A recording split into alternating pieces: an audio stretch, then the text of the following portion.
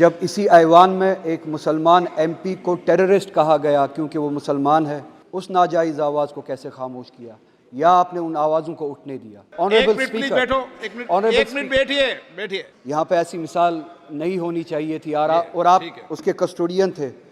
जब 370 की bill 1 minute में लाई गई और आधे घंटे में पास की गई,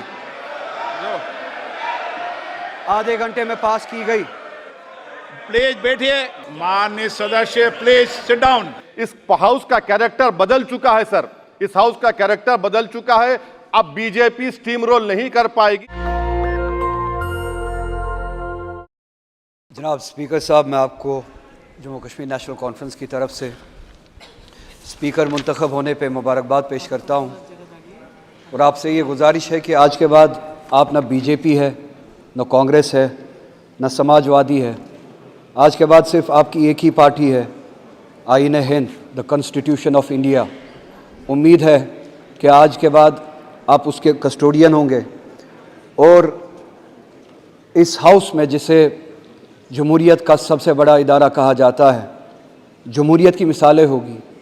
इस हाउस में आपको इस बात से याद रखा जाएगा कि क्या आपने ट्रेजरी बेंचेस को मजबूर किया अपोजिशन का सुनने के लिए या आपने अपोजिशन को खामोश किया।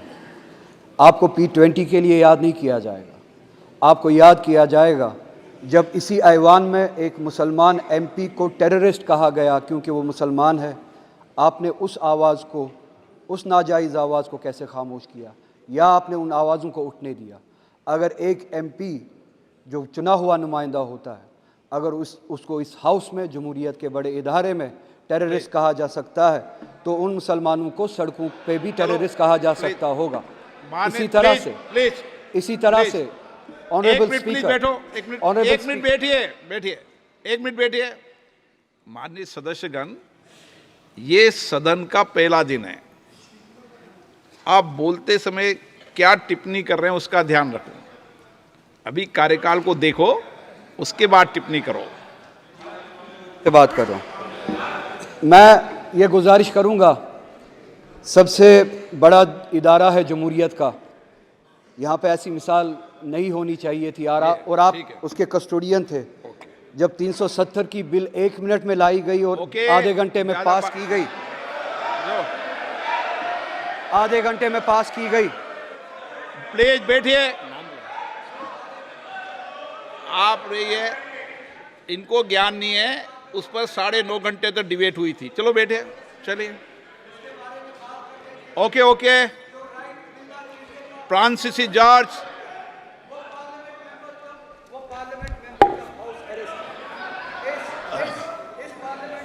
माननीय सदस्य प्लीज सिट डाउन। जब स्पीकर सीट से खड़ा हो जाता है तो मैं माननीय सदस्यों को अवगत कराना चाहता हूं, वो बैठ जाया करें।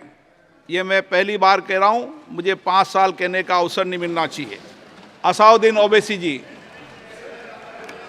सर मैं आपको अपनी जानिब से, पूरे मुल्क की जानिब से मुबारकबाद देता हूं और मुझे यकीन है कि आपकी पार्लियामेंट की आवाम इस बात पर फख्र कर रही है कि आप दूसरी मर्तबा इस ऐवान के स्पीकर बने हैं।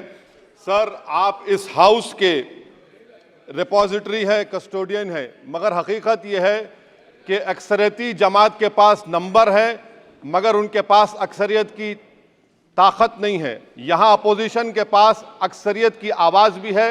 तो इसीलिए मेरी आपसे गुजारिश है कि आप छोटी पार्टियों को मौका दीजिए और मुझे यकीन है कि आप 17वीं लोकसभा में जिस तरह शफकत का मुजाहरा मुझ पर किया, हम छोटी पार्टियों पर, मैं उस समुदाय से आता हूं जो इस ऐवान में सिर्फ 4% हैं, तो हमको आवाज़ उठाने की आवाज़ दीजिए। सर आखिर में मुझे यकीन है कि आप वहां पर बैठे हैं तो यह ऐवान एक कीमती हीरे की तरह ना सिर्फ इस मुल्क की आवाम में, दुनिया में चमकेगा और आप के बोझ को यह सरकार कम करेगी डिप्टी स्पीकर बनाकर। इतना बोझ आप पर नहीं डालना चाहिए। मैं मुबारकबाद देता हूं सर आपको, मैं मुबारकबाद देता हूं कि आप छोटी पार्टियों पर, यह ऐवान अपोजिशन और छोटी पार्टियों का भी है, हमको आप आवाज का मौका देंगे। इस हाउस का कैरेक्टर बदल चुका है सर, इस हाउस का कैरेक्टर बदल चुका है। अब बीजेपी स्टीम रोल नहीं कर पाएगी। हम आपसे मुबारकबाद देते हैं। शुक्रिया सर। नेशनल दस्तक की आपसे गुजारिश है कि अगर इसको बचाना चाहते हैं तो नेशनल दस्तक को सब्सक्राइब करने के लिए रेड कलर के सब्सक्राइब बटन को दबाएं, फिर बेल आइकन की घंटी दबाएं। नेशनल दस्तक को बचाने के लिए बहुत जरूरी है कि हर खबर को शेयर करें, लाइक करें, कमेंट जरूर करें।